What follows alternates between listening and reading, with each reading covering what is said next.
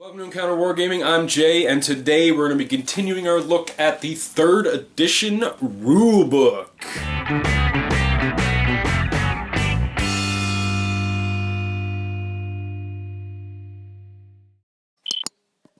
Alright, our next look at the 3rd edition Rulebook. So we've already been through the first half of it. We went through the basic rules of the game, all the cool color pages, introduction there.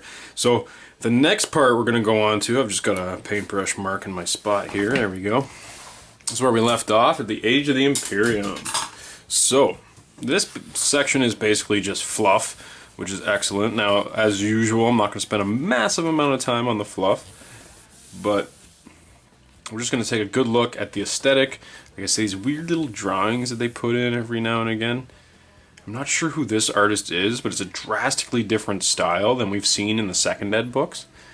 And you see a lot of this style in the 3rd ed, so I actually need to find out which artist this is that does this style of art, because it's a massive aesthetic change, in my opinion, from one edition to the next. So your basic idea, the Imperium, 1,000,000 worlds, outnumbered souls.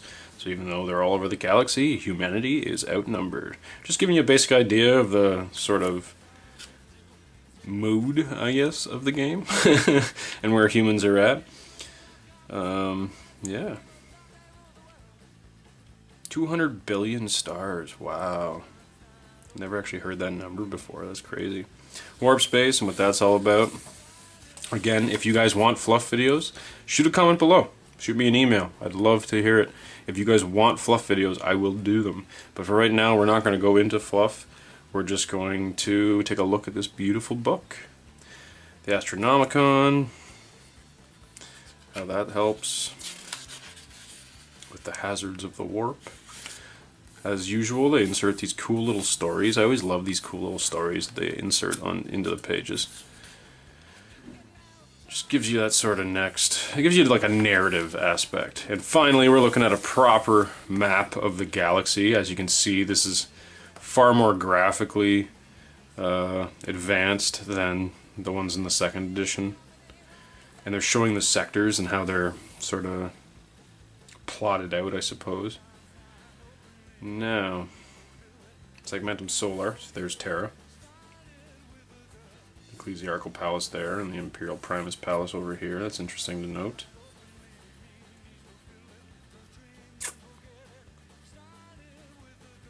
Interesting, showing some warp storms, the Eye of Terror, of course. Neat. Cool. So we've got some fluff on the Imperium, the Emperor of Man himself, of course. So we're seeing with the mixture of these cool little John Blanche pieces that we've seen in the past, like I say, we're seeing this new style. So I really got to find out who this artist is and give him the credit for that, because he is absolutely awesome. Everything's really 2D, but 3D at the same time. It's just interesting that everything's like perfectly symmetrical. It's always like a straight-on look at their faces. Super cool. Super grimdark. Love it. Cool. So the Imperium and how it's basically laid out, how everything works. Adeptus Mechanicus, the fleet, Astronomicon, the Astropaths, the Administratum, Imperial Commanders, Adeptus Terram, and a Storm. Interesting. Cool. Neat. Of course, the High Lords at the top, and then, of course, some just awesome artwork of the like feudal aspect of the Imperium. Feudal but techie. I'm loving this. Sort of KKK looking Inquisitor. Cool. Everybody's got tubes coming out of their faces, out of their head, all over the place. Steampunk friars. Astropaths, the soul binding ceremony. Look, that's a cool piece of art right there. And again, here we go with that style again. So that's John Blanche. This is other dude. But you can see, like I'm saying, it's just straight on. Everything's sort of 2D, but it's got that shading where it's sort of 3D. It's really crazy. Like even he's holding his pistol like perfectly straight too. Weird style, but I love it. It set the tone for this 3rd ed book. This style of art right here. Like I say, massive aesthetic change from 2nd. Space Marines, how they work, different chapters. Got a little blurb on the Priesthood of Mars, because the Mechanicus were not really an army in this. There was some rules that we saw in the second edition, but they sort of like just done away with it in third. When we get to the actual army list section of this book, which will be the next video, not this video, but when we get to the next one and you guys see the army list, we'll take a look, because I know they introduced some rules for Inquisitors and stuff like that, and of course Assassins and all that kind of stuff, so maybe they put a few Mechanicus here or there. I don't even think the Imperial Guard had Tech Priests in this edition, so that's something. We really saw the resurgence of Mechanicum in 8th. But, or sorry, in 6th, my bad. But we did see Tech Priests get introduced in 4th, I believe. So I don't think they were in this edition, as far as in Imperial Guard regiments, but I'm pretty sure they were in the 4th ed stuff.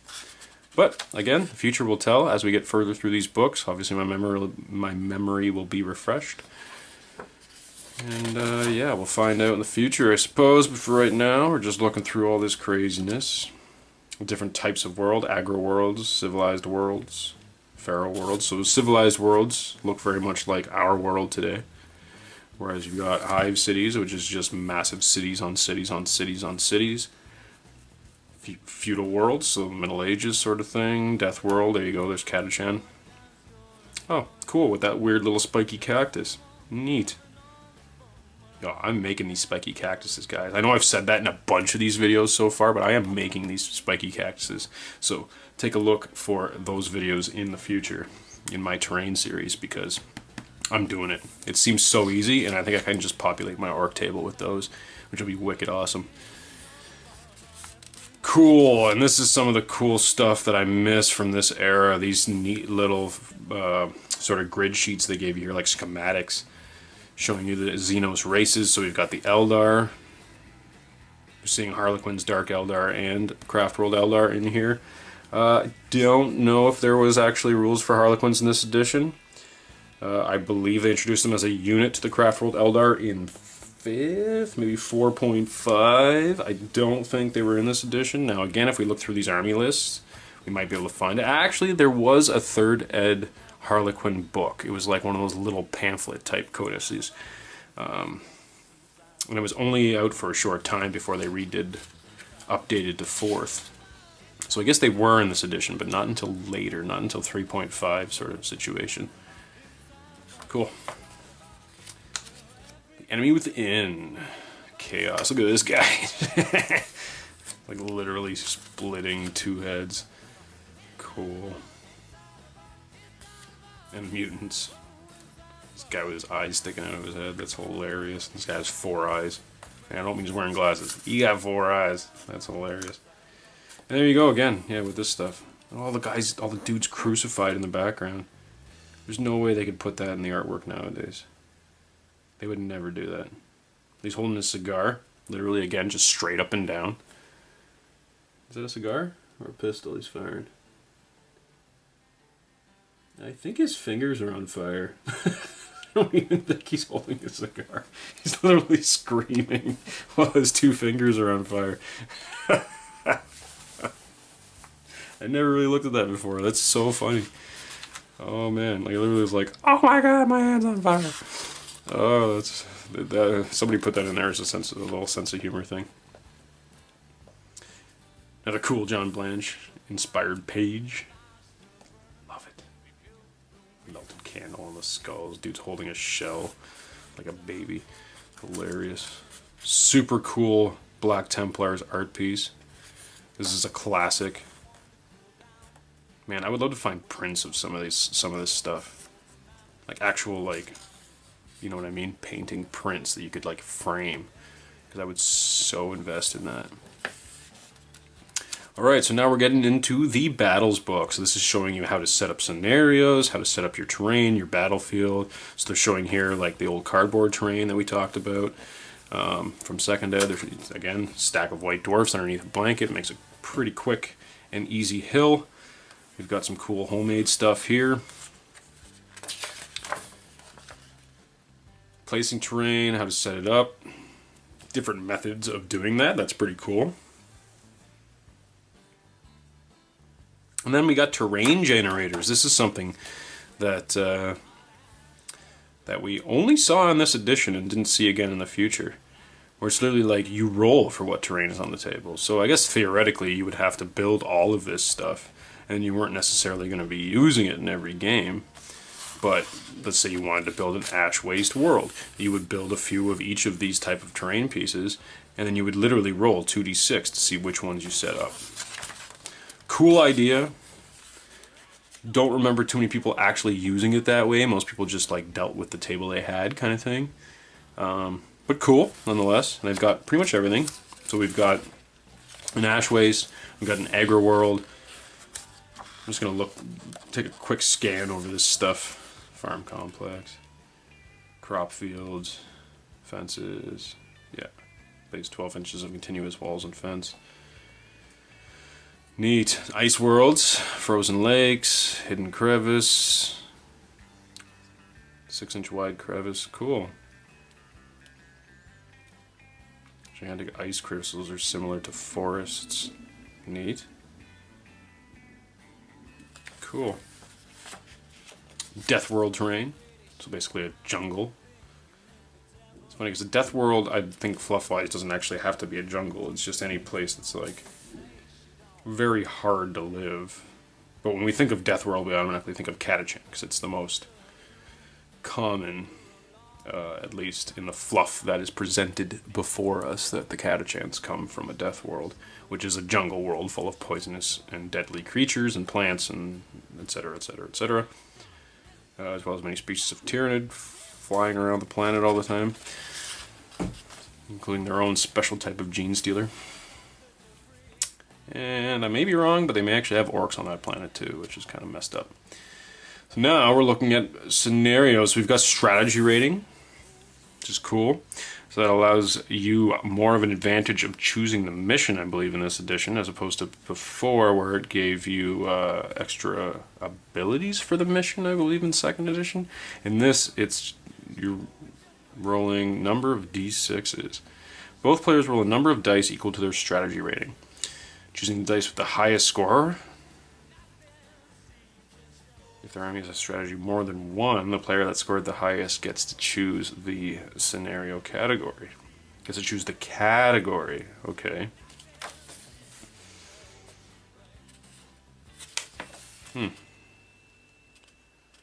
Choosing your mission. Use strategy rating if desired. Okay. Decide who will be the attacker and who will be the defender.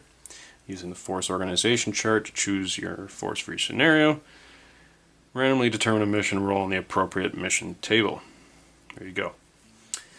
So you roll off, the guy who chooses either strategy rating, the guy who gets the highest chooses which table to roll on, and then you roll for your scenario, which I assume we'll get to in the future, because right now we're looking at the force org chart. Very large games, it's telling you here, that's when you get to use more than one force org chart, but for the most part people only used one, because like I say, there wasn't Apocalypse yet, we didn't have Escalation, all that stuff that comes later. There wasn't any super heavies, there wasn't flyers even. I mean, there sort of was, but they didn't really start to show their faces until 4th, and even then they weren't in the core rulebook. They were a Forge World only thing. They just kind of started to sprinkle them in once they came out with Apocalypse. So at this stage, like, you're really looking like this is your whole army. And it's not even like now where you can take like multiple detachments. In this, you can only take multiple force org charts if you were playing a massive game. Just skim over this quick. 2 more armies in the same game. Yeah, so over 2,000 points.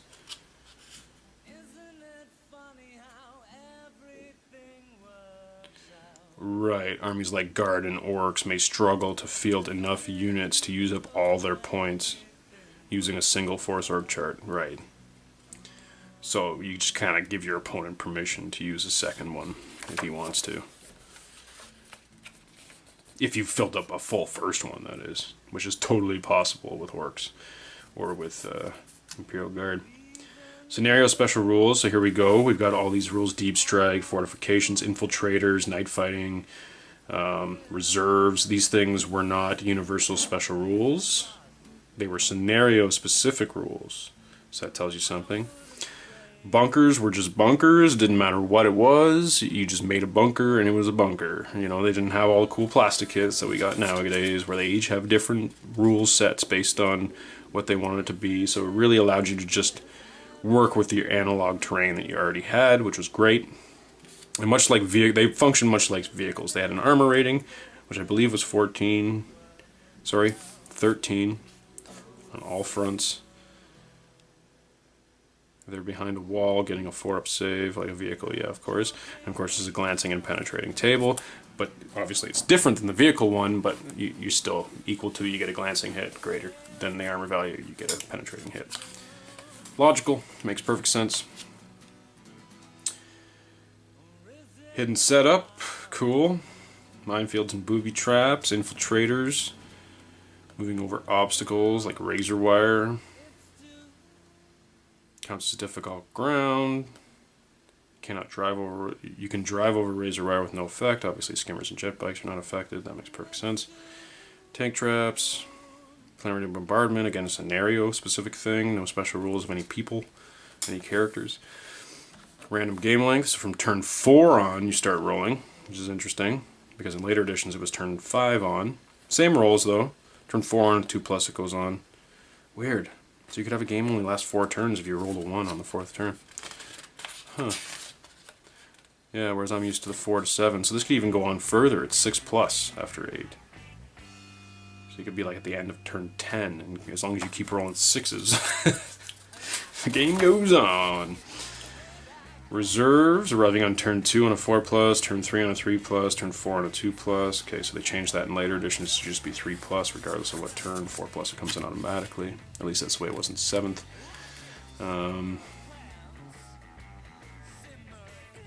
Sentries, that was something that was interesting. I noticed that this edition, I remember from back in the day, you could actually set up sentries to get ahead of your army. I mean, they were really just placeholders. They weren't actual physical dudes, I don't think. Yeah, sentry model or a marker. Player that moves sentry model indicated on the dice in any direction. If they roll a tie, then the defender moves sentry. Sentries do not have any squad coherency rules and operate independently.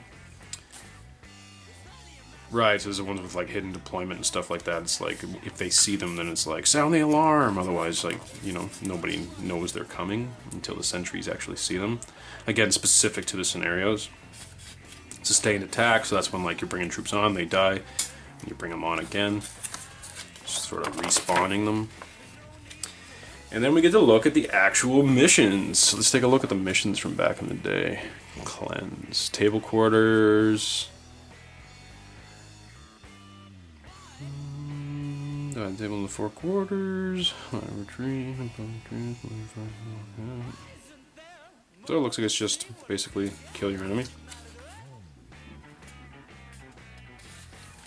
There's 6 main missions. Of course, rolling a d6.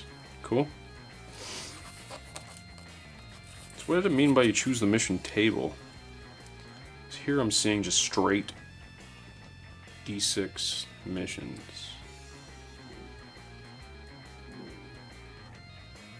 Does it meet where the enemy sets up in one corner and the other guy's all the way across? You know, it'd be interesting to adapt a lot of these missions to the new game. There's no reason you couldn't. You know, you could just add in the normal, like, Line Breaker, Warlord, and First Blood to all these. You could literally make them... but victory points back in this edition were based on how many points you killed, not how many units you killed, or whatever. It was like if you killed more than 50%, you got 50% of their points. If you killed them all, you got 100% of their points worth of victory points. So if you had a 230 point unit and you killed 50% of them, you would get 115 points. If you killed all of them, you would get 230 points. Making sense? Right. Moving on. Recon. Standard. Ooh, 18-inch deployment zones. That's interesting. That would put you real close to each other. Would that put you like 12 inches apart? Yee. Our close combat army, that's awesome. And then this one's the complete opposite. You're like 6 inches from the board edge. You're like as far away as possible. Crazy. Oh, yep, no, so we do have different ones. So that one was standard missions, and then we've got battle missions. Which, interesting that the defender has a different force org chart. This is, the attacker has the standard one that we're used to seeing, whereas this one has less fast attack and less elites. That's interesting. Huh. Take and hold missions. There's only 3 for this one. Meat grinders, that's our standard 12-inch deployment. I remember playing this one back in the day all the time because that was just sort of your straight, this is a straight game of 40k kind of situation. Bunker salt.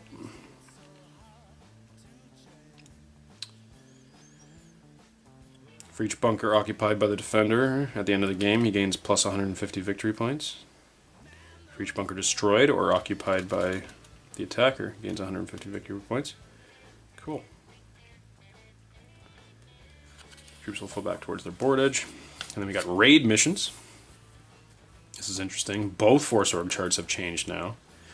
So the attacker actually has less heavy support, which is interesting, and less troops. Whereas the defender is, again, less fast attack, less elites, and less heavy support. They're only allowed 2, and he's only allowed 1. That's interesting. You'd think if you were raiding something, you would take more heavy stuff.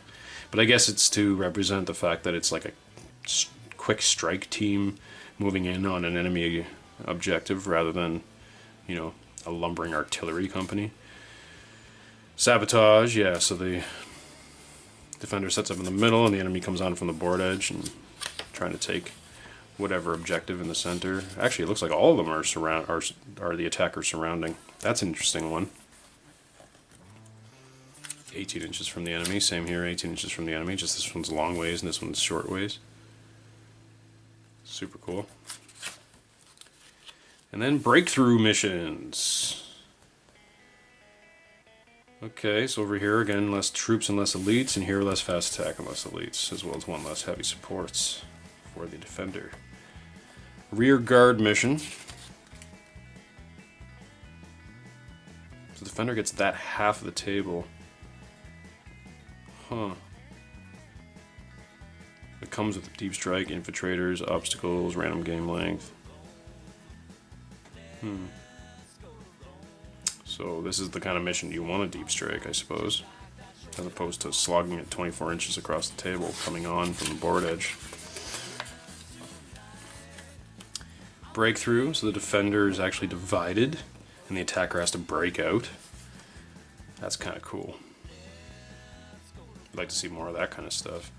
And Blitz, that one's more like one of those Zone Mortalis missions, where you have the defender sort of in the center, and the attacker has to come in from, I guess from this board edge, because you have to have a defender's board edge for him to run back to when they flee. Cool. Designing your own missions. Man, I wish they would suggest that kind of stuff nowadays. Like literally.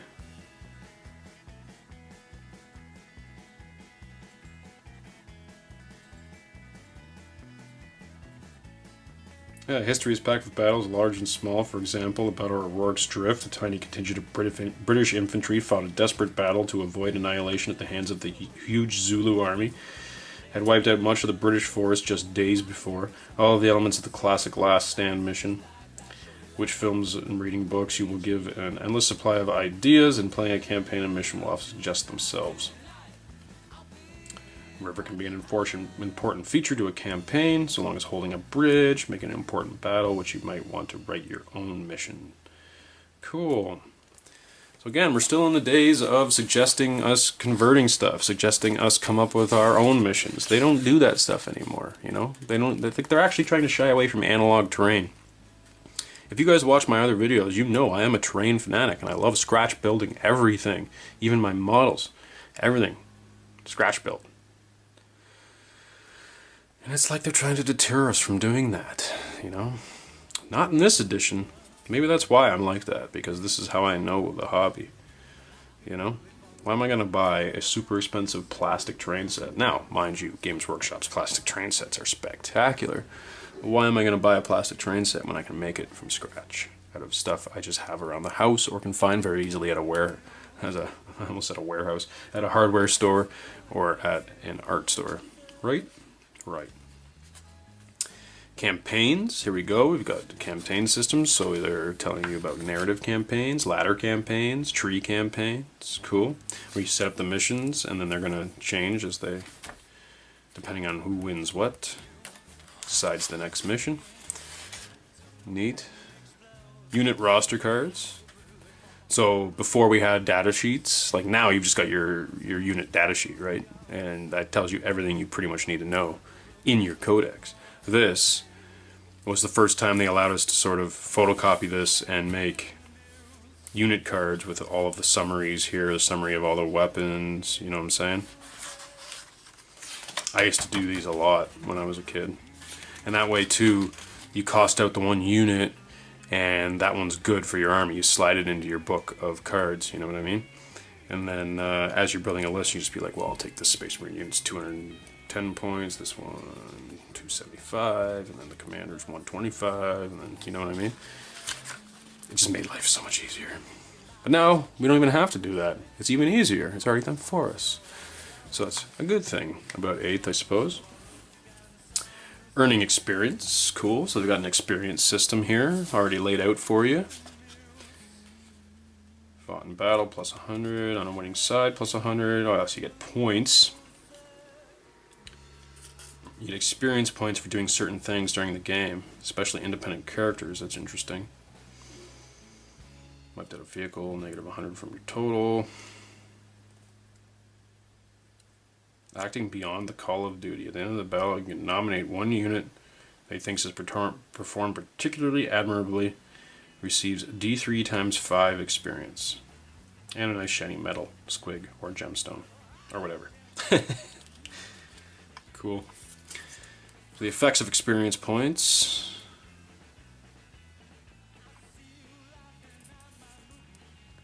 So you actually get points to spend on your stuff. So per 1,000 victory points, you can 10 additional guardsmen. 10 additional, that's interesting.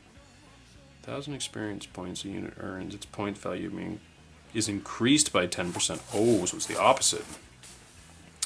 So a unit with 1,000 to 1999 experience has its points increased by 10%, 2,000 and upwards 20%, and so on. This is to demonstrate in the example below. Interesting. So I guess if you have somebody join in the campaign later, that it's not lopsided, because even though he has no experience, he's going to have a lot more units on the field. That makes so much sense. Right. So 10 Imperial Guardsmen is 50 points. If they have 1,000 experience, they're 55. If they have 2,000 experience, they're 60. If they have 3,000, they're 65, and so on. Right? Cool. Experience lost for changes. So if you change your weapons up throughout the campaign, you actually lose experience. Wow. Okay. That's something. Changing a unit. Vehicle leadership values. Right, because vehicles don't have leadership. So why does that apply?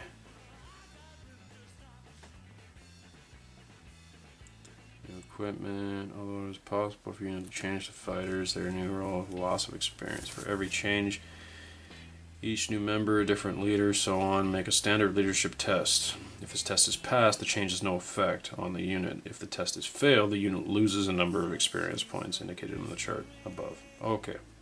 Interesting. That's kind of cool. I kind of like that. Want to change something up, they're not used to using those weapons or doing that stuff, but if they pass a leadership test, then they're totally fine using those new weapons. If not, then I guess they lose experience. So screw you, you know what I mean? Battle honors, so these are extra abilities you can give to your infantry or your cavalry or your vehicles. Neat.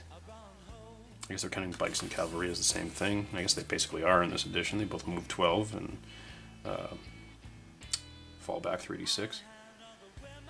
And now we're into the army list section. So that's where we're going to stop today, guys. I just wanted to show you guys the battle section and all the cool fluff pages. So next time we'll go into the army lists, and you'll get to see all of the updated rules, well, updated for 3rd edition rules, of pretty much everything in the game. So look forward to that next Thursday. And if you're watching this after it's come out, then you'll be able to watch it right after this. So keep watching this playlist. Yeah, otherwise... So that was our second look at this awesome book, this massive tome of Warhammer 40,000 amazingness. And like I said, I just needed to separate these up so that it wasn't super long videos for you guys, so you had a chance to sort of like, you know, absorb this a little bit of a time at a time without being completely overwhelmed. As well, it's kind of a pain in the butt for me to make 2-hour videos when I can make 3 half-hour or 40-minute videos, right? I mean, it's just so much easier that way for everybody involved. So if you are watching this the day it comes out, a week today, I will be coming out with the 3rd installment of this book, and we will check out the army list section, all of the basic rules for everything in the game. Again, they took out certain things. They took out squats, they took out Gene Stealer cults. There's no Mechanicum, there's no Tau. Tau hasn't even been invented yet. You guys want to check that out? Please hit the subscribe button, hit the like button, and we will check out the 3rd part of this book next week. If you're watching this in the far future, then just keep watching the playlist and you'll see the next video. It's the next in line in the series, right? So like I say, if you like this stuff, hit subscribe, please. It goes a long way to help us here, and it lets you know when more of these videos come out, which is what you want to see, right? Otherwise, if you really like this stuff, go to the description below, check out our Patreon account. For as little as $1, you get all kinds of extra content. You get this content early, you get extra bonuses, there's discounts off, you know, painting supplies and stuff like that. There's all kinds of stuff for $1. $1 a video, $1 a month. If you want to give more, that's great too. So check out our Patreon page, and like I say, it goes a long way to help us here, keep the lights on, keep building terrain, and just basic equipment costs and internet costs and stuff like that. I mean, this stuff ain't free, right? Join me again next week where we're going to check out the 3rd part of this book. Like I say, it's all the army lists, as well as a bunch of other cool color pages so we can see more of the model aesthetics and how they're changing over time from 2nd ed to 3rd ed now. And yeah, that's what we're going to see next week. So we'll see you at our next encounter. Hey everybody, I'm Adam. And I'm Jay. We are Encounter Wargaming. And we wanted to celebrate hitting our 1,500 subscribers with giving some stuff away. What are we giving away, Adam? Fort Bane! Yeah. Alright, we're calling this the 2,500 subscriber Forge Bane giveaway because that's the target we need to hit to give this puppy away. That's right. So the first thing you need to do is share this video, the video you are watching right now. And then click subscribe on YouTube. If you haven't already. That's it for 1 entry. And the more you share it, hopefully, the more people we can get to hit subscribe and hit that 2,500. Woohoo! But there are other ways to win as well. Tell them about it. Well, you can follow us on Twitch. That will also get you an entry. So you subscribe on YouTube, follow us on Twitch. On top of that, support us on Patreon for 5 big buckaroo entries. Crazy. So also all the people that already support us on Patreon, don't worry, you're also 5 entries. But also, you can hit subscribe on Twitch. Subscribing on Twitch will get you another 5 entries into the contest. So good, and all of this to say thank you guys for all the support. We appreciate it very much. We've come a long way, and it's because of you. It's true. It's been a wild ride, and thanks for all the support, all the help, and we want to give you some cool stuff as a thank you. Awesome. So hey, remember to share this video, and guys, I think that's it. So we'll see you at our next encounter.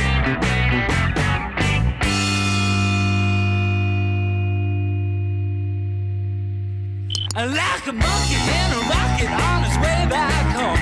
Okay.